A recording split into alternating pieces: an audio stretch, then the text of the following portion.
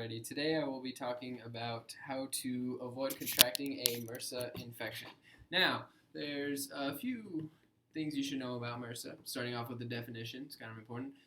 So MRSA stands for methicillin-resistant Staphylococcus aureus, and all of that mumbo-jumbo essentially means a resistant staph, resistant to methicillin. Now, methicillin is a derivative of penicillin, so a very common antibiotic. Now, what you may not know about MRSA is that it is responsible for more deaths every year than HIV/AIDS. Whoa,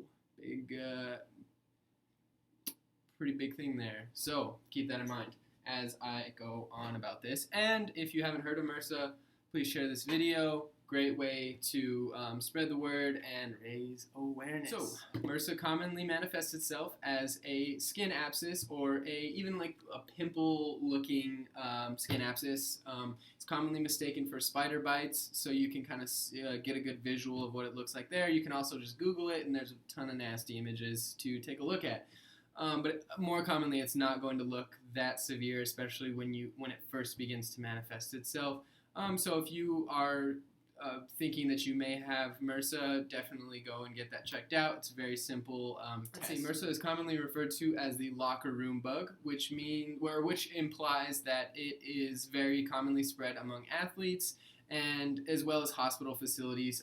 So it's going to be very common in places with lots of people, high concentrations of people, and skin-to-skin contact. Very, very big, because remember, this is a staph infection we're talking about here. And for those of you wrestlers, basketball players, all you athletes out there, you know that staph infections live on the skin and in the nose.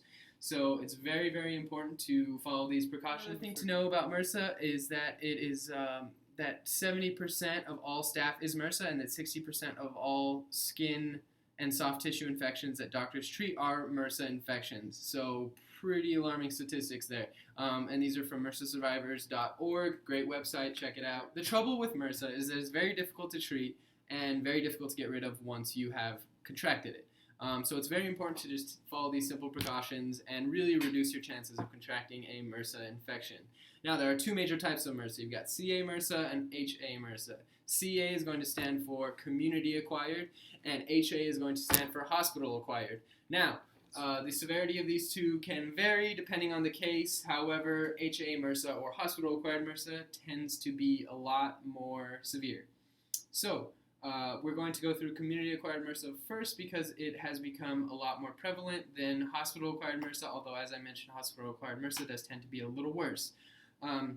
So there's one very important thing to know about MRSA is that it can enter the body through any open cut or wound. So you'll see that a lot of the precautions sort of revolve around that. So look at our CA MRSA slide here. As you will note, the very first precaution that you will see is wash your hands.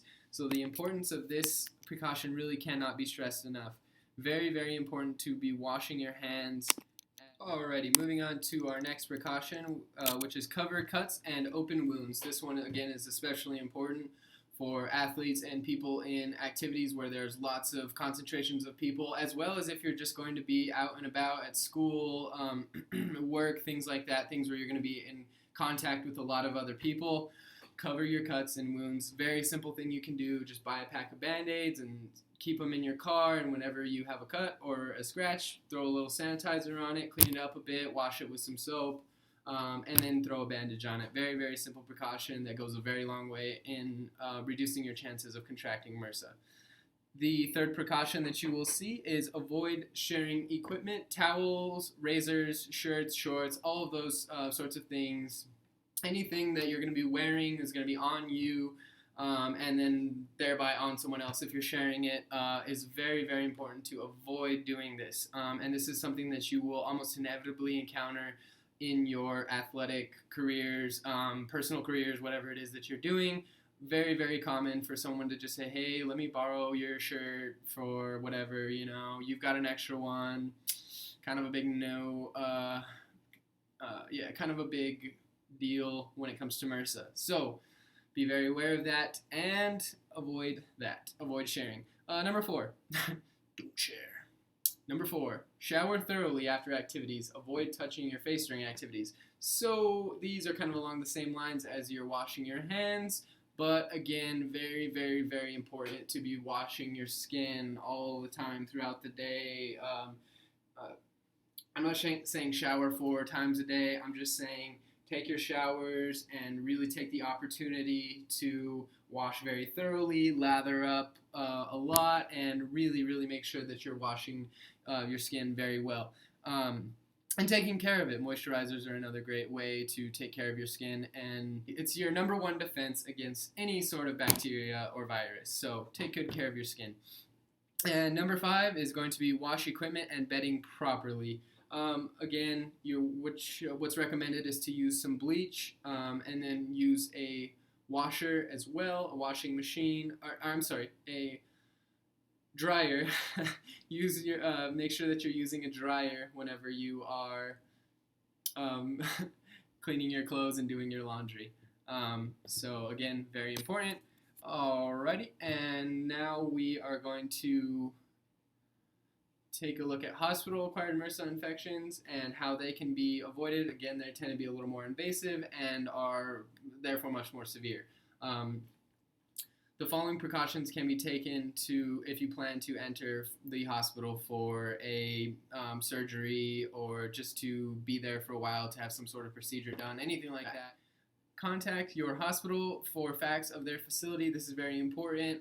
You can ask them anything from their infection rates to what precautions they take, and they may or may not give you this information, but it is very helpful in choosing which facility you would like to have your procedures done. So a very, very useful technique in determining the best environment for you to be in. Number 2 would be ask your doctors to test you for MRSA. Very, very simple test. A lot of times you will have MRSA, again, is on the skin or in the nose, and you will not actually feel the effects of it. It'll just be living on your body. Very common, not something that you would ever recognize otherwise, and if you just get that simple nose swab, they can colonize it and determine as to whether you have MRSA on your skin already, and if you are colonized, you are 8 to 12 times more likely to contract a MRSA infection if you go in for a procedure. So very, very, very important to be tested. Can't stress this one enough. This is going to be your most important one when it comes to hospital-acquired MRSA and really reducing your chances of contracting it.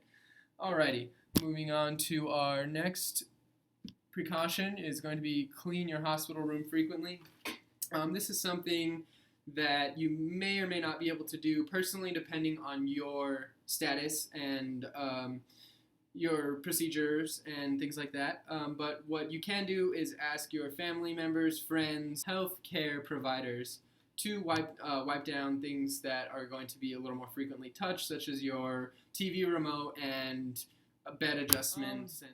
And then your next precaution will be washing your hands thoroughly. This is very important. Again, goes back to our last community-acquired one, but again, can't stress it enough. Very important for avoiding hospital-acquired infections as well.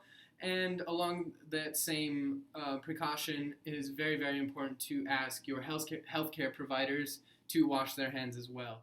This is something that you may feel uncomfortable doing, but it's very important, and a lot of healthcare providers are going to forget because of the nature of their job and how busy they are and things that they have going on. So a really, really good way to just make sure that you're getting top quality care and that you're not being spread an infection from your neighbor. It doesn't even have to be MRSA. It could be any other sort of infection that's being fought by someone else around the facility. So really, really important thing to do and not something to be concerned or worried to ask for. And your last precaution that you will see there is to ask for information on MRSA. Information can be provided online. Sources vary in terms of what sort of precautions can be taken, although the general ones really can be found across the board. And so it's important to just be asking your facilities for information on MRSA. If you are in need of any other information, go ahead and visit MRSAsurvivors.org. Great website where you can get lots of information, help, and support regarding MRSA. So that's about it. Just remember and follow these simple steps, and you have a much lower risk of contracting this nasty infection. I hope that this was helpful, and for more information, feel free to visit MRSAsurvivors.org. Thanks, and have a great day.